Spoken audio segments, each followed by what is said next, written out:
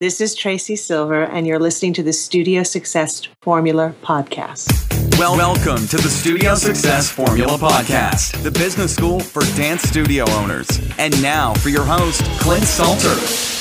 Hi there, dance studio owners. It's Clint Salter from Studio Success Formula, and thank you for joining us on another podcast episode that is sure to get your mind racing with new possibilities for you and your studio. Our guest today started her career with the Alvin, Ailey American Dance Theatre, which led to her working professionally for choreographers Jerome Robbins, Michael Peters, Patricia Birch, Wayne Cilento, and Jaime Rogers. From there, she hung up her dancing shoes and went into the world of acting. I'll let her tell you a little bit more about her amazing journey today. Please welcome our guest on the show today, Tracy Silver. Hi, Tracy. Hello, Clint. Thank you very much. So awesome for you to be here. Now, Tracy, it's an absolute pleasure to have you on the show today. For those in our audience that might not have come across you and your work, would you mind just letting us know a little bit more about who you are and what you do? Yes. So I started dancing professionally at the age of 17. I was on scholarship at the Alvin Ailey American Dance Theatre. And I was, waiting to get into the company and hoping to get into the company. And then I went to an audition just because I did. And it was, I didn't know what it was for at the time, but it wound up being to star in a feature film that was being directed by Sidney Poitier called Fast Forward. And I went to this open cattle call and I got the job. Wow. So that is how I started working professionally. And I came out to California from New York and it took about 6 months rehearsals and shooting and all of that. And we were back and forth from LA to New York. And when I finished that job, I decided I was going to add acting to my little toolbox. And I studied for many years, and I kept working as a musical theater person, hence working for Mr. Robbins. I was lucky enough to do West Side Story for the 30th Anniversary International. And yeah, so anyway, it's a long story, but I wound up acting professionally and singing professionally. A few years ago, I picked up teaching by accident, purely by accident. And that led to choreographing and directing. And that's the short part, the short way to do it. Yeah, and we're definitely going to dive into all of those fascinating elements of your journey today. If we go back to you, on scholarship at Alvin Ailey, I mean, how did that happen? How did you get onto a scholarship? Okay, so this is the story. So I wanted to be a dancer, and I have a very conservative dad who was not interested in that at all. And he decided that he didn't want me to do that, so he wasn't going to pay for classes. And I went and got a scholarship. I wanted to get a scholarship at a big school, and I wanted to be a ballet dancer. But as luck had it, or not, I'm not sure. Well, no, as luck had it, I wound up in the right place. I was studying at a school in New York where a lot of like Broadway gypsies and dancers were studying. And I wound up meeting a dancer who was dancing with the Ailey company at the time. And I think I complained that I couldn't get a scholarship at a big school. And he told me to go to Ailey. And I went to their next audition, and it was like a 6-hour audition. And they accepted me hook, line, and sinker. And I went there for three years or 3.5 years on full scholarship. And it was the best thing that ever happened to me. It's fantastic. What do you think contributed to you getting that scholarship that you received from the training you had as a child? I think that there were a couple of things. I was a complete technician, and I was very ballet trained. And I think at the time they were looking to add that, that their dancers were more ballet trained at that time. It was the 80s, so it's way before now. But I think that was the beginning step of that. And I also think that I had more. They knew at the time. I didn't know, but I had more fish to fry, I suppose you say, in terms of different types of dance, jazz in particular, and modern stuff. So I think that that's why it happened. I think that it was just meant to be, and also, you know, in the 80s, it was a different world then, and they were government funded, the scholarship programs, and there was a lot of money that needed to be spent, I suppose, and they had to make sure that things were fair. So I don't think it hurt being Caucasian, you know. Luckily for me, I'm very grateful. I'm very grateful, and obviously, I feel like obviously you worked really hard as well. Oh, well, 7 days. I forgot that part. Yeah. So, well, that's like a given, isn't it? I studied, what happened was I was failing school. I wasn't doing well in my high school.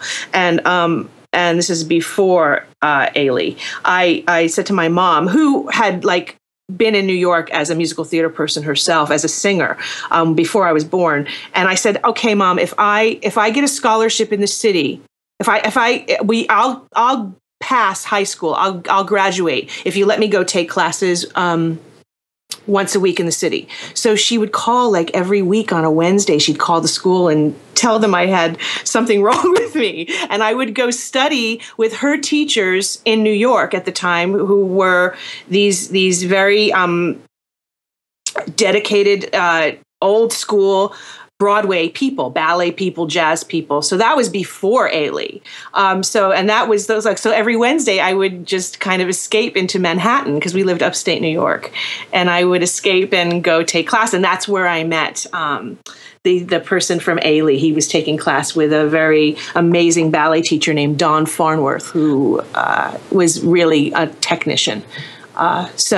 Yeah, so I think that's the beginnings of it. I'm sorry, I'm all over the place. That's great. I love it, and I think it's really beneficial as well for our dance studio owners who might have students that want to have a career, that might want to be accepted into a company, to just kind of hear a little bit. And although it was a few years ago now, a lot of it is probably still the same. So just to hear about that kind of experience. Yeah, I mean, being on the other side of it now, and being an adjudicator and someone who I teach at the American Academy of Music and Dramatic Art, and I adjudicate, and I cannot take anyone into the program that is not trained up to a certain degree, because they won't be able to physically do the program. So there is something to be said for being a technician and having strength and good training.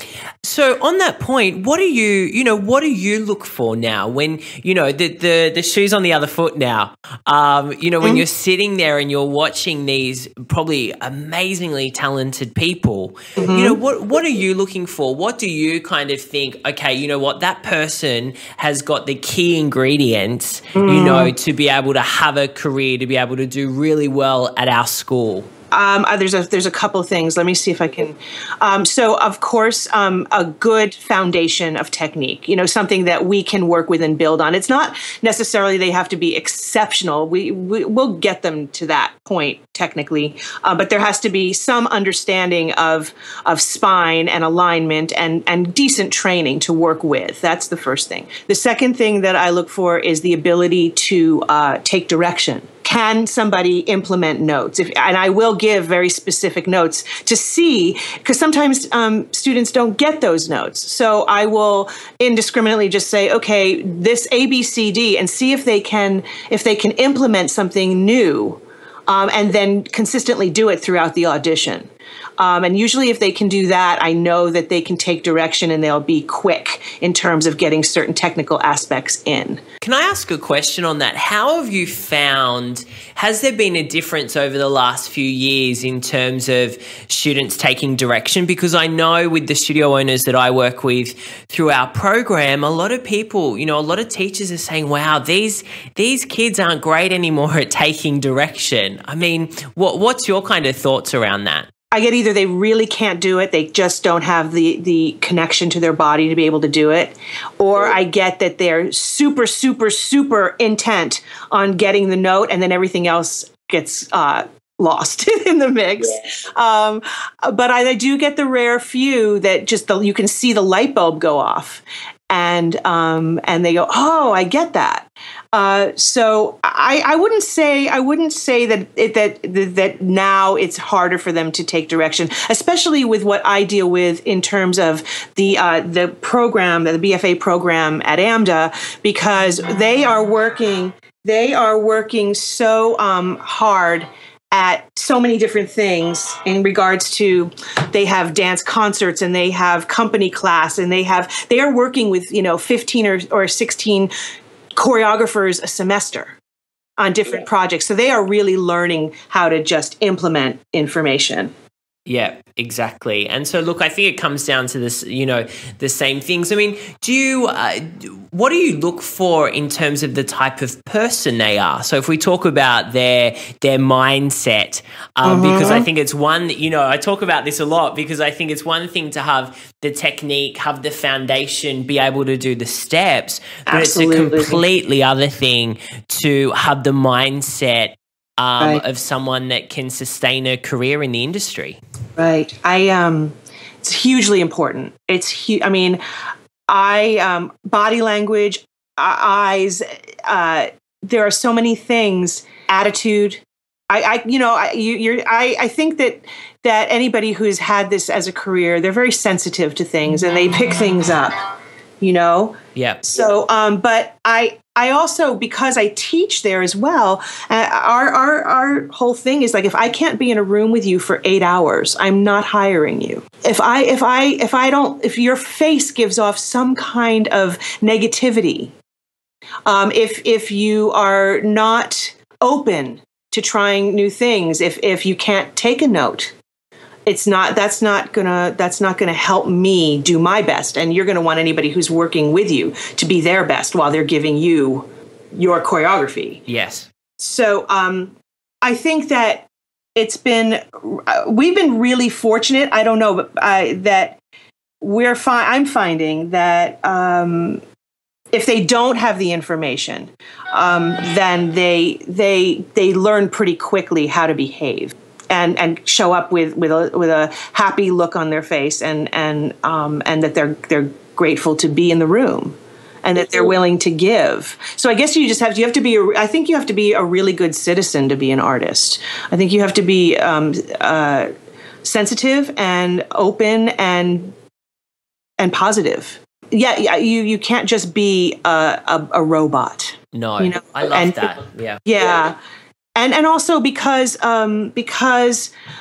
most of our faculty and most of the people I work with a lot of actors when I choreograph. So everybody has like all of these facilities that they're working with. We try to implement musicality, and everybody can kick their face at a certain level. Everybody can do a million turns and have perfect alignment and perfect form. But then what? What separates good from excellent, and that has to do with musicality and with breath and with relaxation and with story and with being personally connected. So it's not just about technique.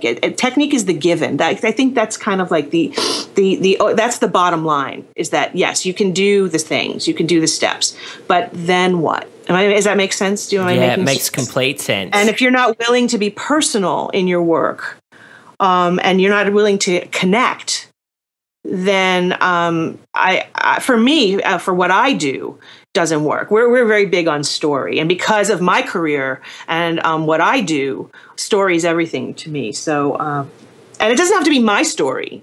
They just have to have their own connection to what they're doing.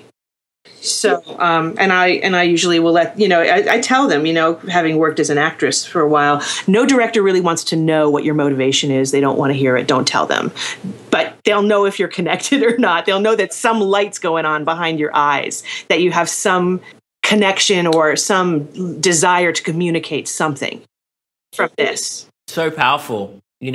And we're going to get to talking about storytelling, because I think that that's such an important aspect for any performer to be able to feel, to be able to do. But let's talk about that transition of how you found teaching, because you were dancing and then you were acting and then you fell into teaching. I mean, how did that happen?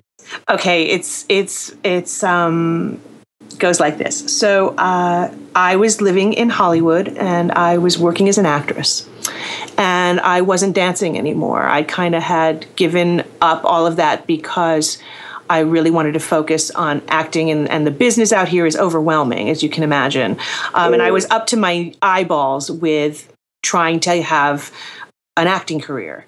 And I was in class, and I was studying, and I was not working a lot, so I was not being able to really pay my bills. It was tricky, and I was also unhappy. I was unhappy because it got result oriented for me, the whole business. My husband, without my knowing, saw this ad in the paper for the school where I teach now that was looking for faculty for the new LA campus, because the school had been in New York since I think the 50s.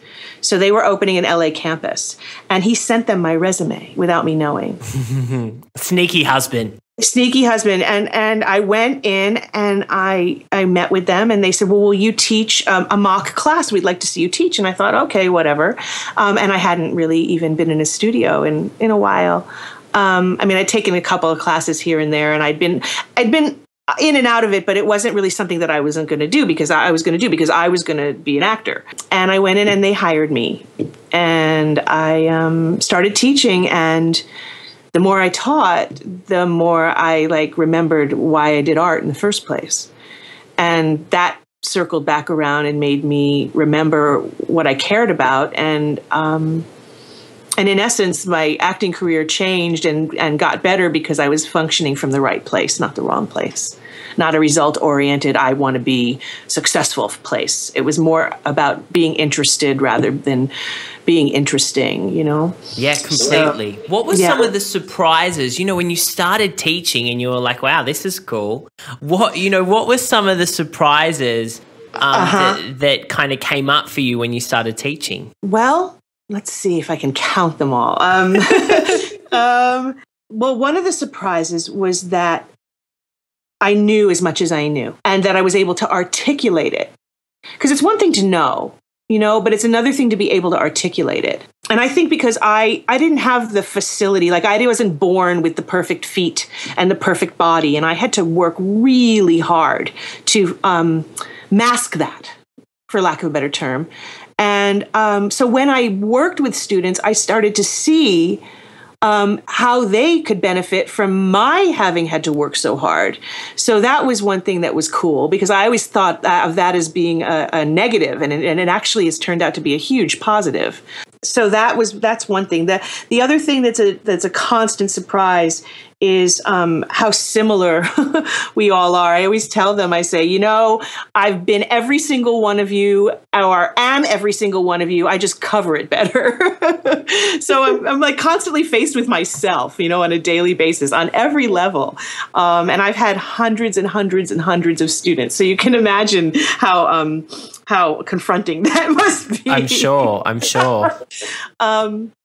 I also, I'm surprised. The other surprise is that things have changed a little bit. I definitely remember knowing how hard I had to work, and I find right now that I say quite often, I don't think you understand how much it takes to be good at something. It's almost like a fast food environment, these kids today, I know, but it's that want it now. I always use, the analogy. I remember when I used to hear a song on the radio, and I would have to wait maybe months to be able to buy the single cassette of the song, whereas now I can hear a song on the radio, or I can just download it from my phone. Oh yeah, you can get it. You can get it sent to your phone before you even before you even hear the whole thing, because it goes into an app in your phone. Exactly. The thing now is that we are a want it now society. And so I think in terms of, students, in terms of business, is that we want everything really, really quickly. And there's only a small percentage of people that are willing to put in the hard yards and the work to achieve the result. Yeah, I think part of that is, and this has been my experience too, is that there's a lot of dance around now. It wasn't like that a while ago, but now it's like, so you think you can dance, and there's all these dance shows and dances everywhere. And I think what's happening is that young people are mimicking what they're seeing. So the outside is working, but the inside isn't correctly correlated, So they're throwing themselves around, and they're matching to a certain degree, but the authenticity of the technical aspect of their connective tissue isn't working properly. So they think they're doing something, but then they wind up hurting themselves, and they look at you like, I don't understand. I'll tell you. So I definitely think that that's part of it. It looks easy, when you look at people who have put the work in. The part of the issue is to make it look easy. It should be, when we watch the tennis on TV or any other type of sport, or we go to the ballet or we go to a musical, you don't want to walk out of that and going, wow, that looked like that was really hard for them. Mm. Well, that's the other thing too.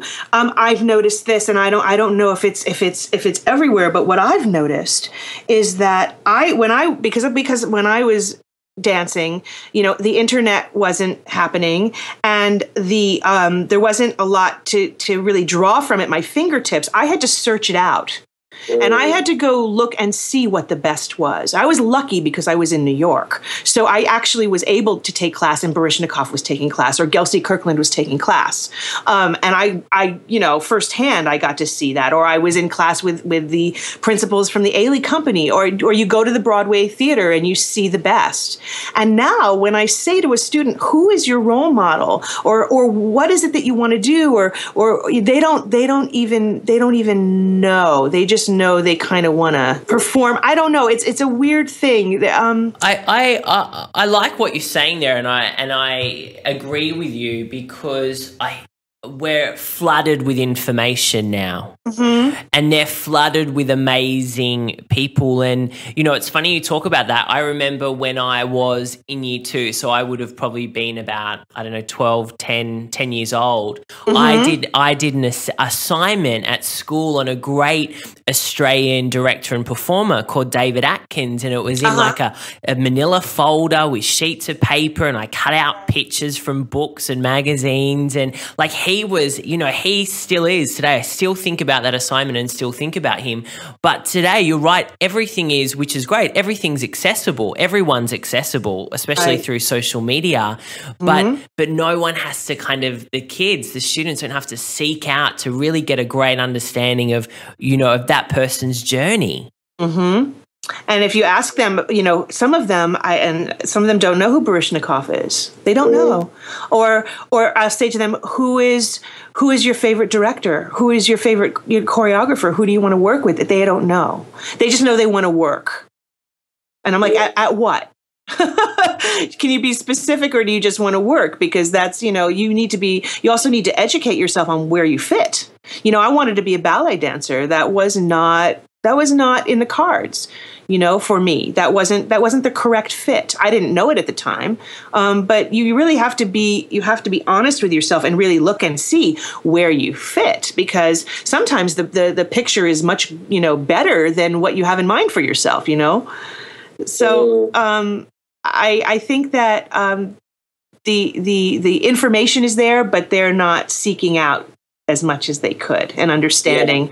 They just see, I would like to dance with the Ailey company. Well, do you know who about that company? Do you know anything about how it came to be? Do you know anything about the training that's involved with that? Do you know what kind of style? What's the foundation for that? They don't know. So, and I think this is I think this is really important for our dance studio owners who are listening as well, because I think it would be really awesome for them to be imparting this kind of knowledge and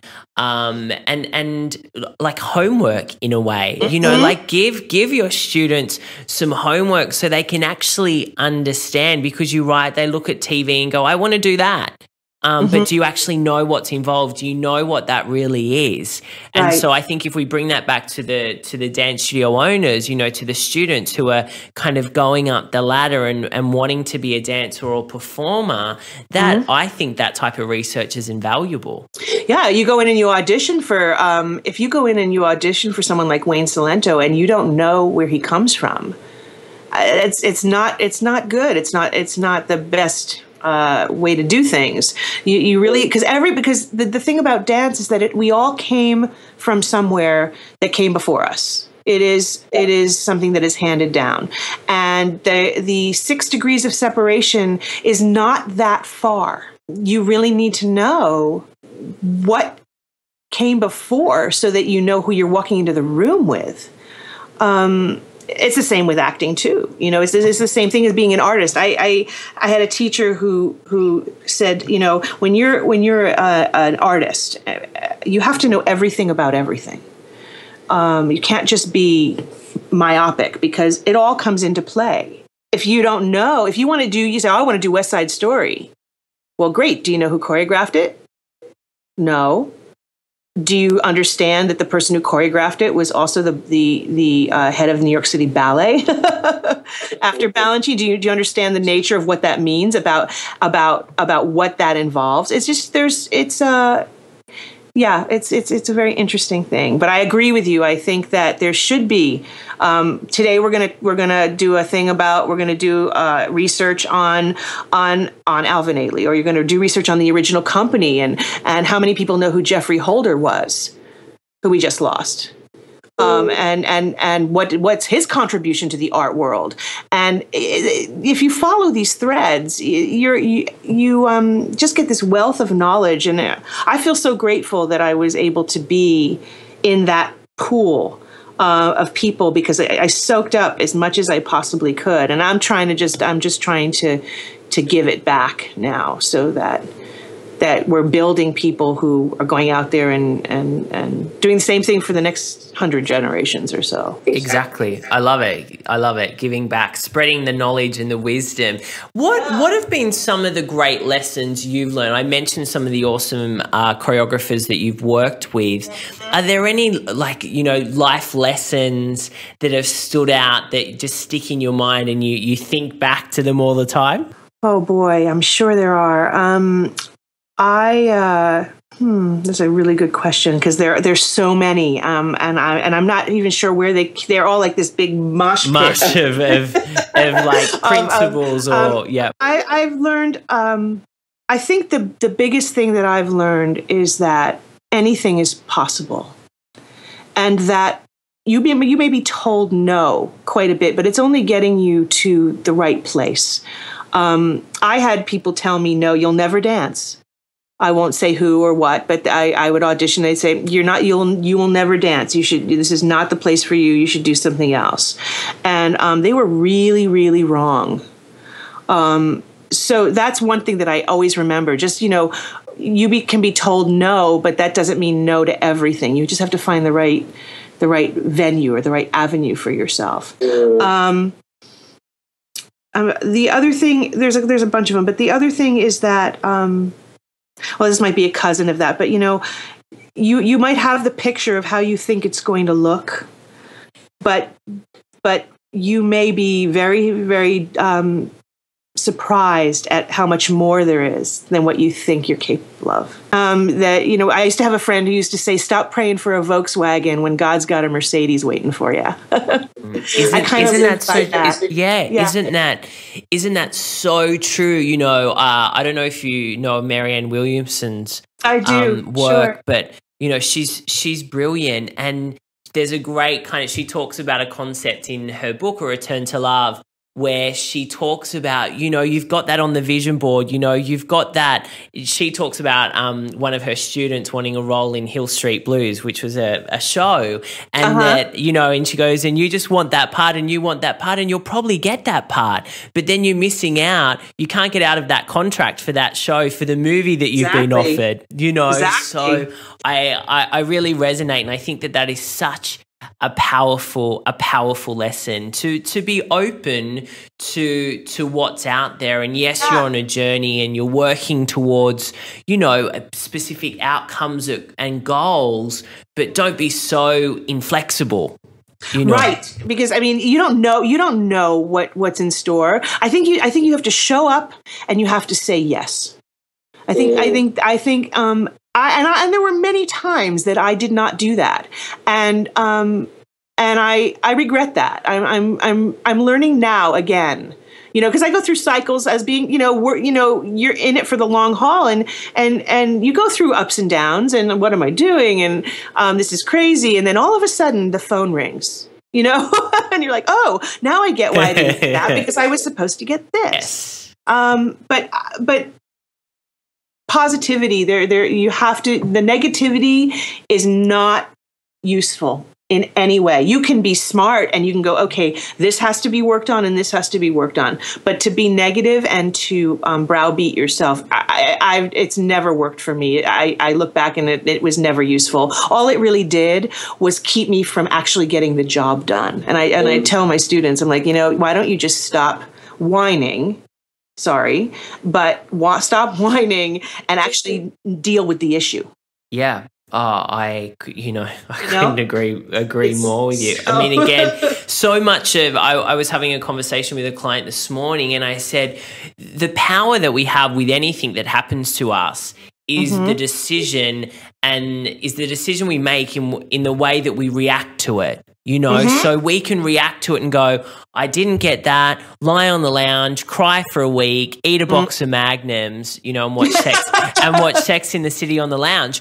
Or we can go, you know what, that's super cool because the right thing is coming my way and I'm going to get to class, and I'm going to surround myself with a great network of people that inspire me and take me higher. That's the choice. The same things happen to that person and they've decided two different things. And I think we always have that opportunity to wallow in our, sorrows or be the bigger person, take the lesson, definitely take the lesson away from whatever's happened in that situation and move forward. Right. And I think the perception is the key. That's why the negativity, that's one thing that I think that's the biggest issue is the negativity. It's useless. It's absolutely useless. Yeah. So throw it out the door. Yeah. Last thing I want to touch on, Tracy, is your philosophy and teachings around the dancer being a storyteller, which we've talked about briefly. So when you're in the classroom, how do you go about getting the dancer to be that storyteller? How do you get them to be, that best dancer that they can be in the class through telling a story and feeling? There is a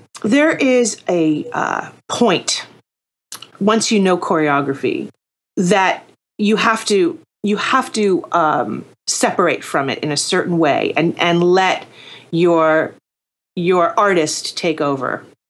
I really make students listen to music, and I make them really look and see who is in front of them in terms of another dancer or whatever. I also talk to them about what's it about for you. And I don't want a dissertation. I want a small sentence or one word if I can have it. What's it about? And they don't have to tell me, but I'll say, okay, so you know what it's about. What do you understand what it's about? Now, what do you know about that? What do you know about that situation? And I make them be personal. And then once they start to disconnect from being technical a little bit, and they start to breathe, and they start to hear the music, this whole other thing comes out in terms of performance. I hate that word, but the moment to moment of what they're doing and who they're I always say, who are you talking to? Which is funny when you're talking to the dancers, right? But it's my thing. Who are you talking to? And I make them slow down and I don't want them to, what's the right word?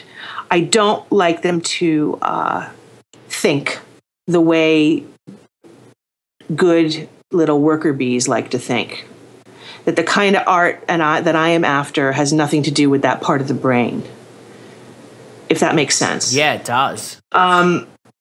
There's a certain connection to what you're doing that takes over in a much bigger way, and it's a much freer, more. Well, it's freer, but it also kind of lands you right in the pocket of what you're doing physically. I can't explain it. I know for me, when I do the work and then I set it free and I'm willing to fail and completely fall on my butt because I'm after it, that thing that I'm trying to communicate, everything just becomes like light. And it just happens. And I don't have to think about how I'm going to do it. I just do it. Falls into place. I love that. Yeah, I try to get them out of the machinations of it, because it can be very, very technical and heady. But that closes you out of so many things that you need to rise above the actual material. Does that make sense? Makes complete sense. I love it. I love it. So yes, you have to drill and you have to repeat 10 million times. But there comes a point where you have to stop and you have to have a point of view, a huge point of view about what you're doing and who you're talking to. And then you got to let it go and see what it looks like. Paint the painting to see what it looks like. You don't know. I love that. That's going to be really helpful for our studio owners and our teachers, because I think as well, if we're a competition school, we're about, drill, that arm, that, everything. And for some routines, you need to do that. But I think kind of getting back to that core of a feeling of telling a story of who are you talking to? I love that.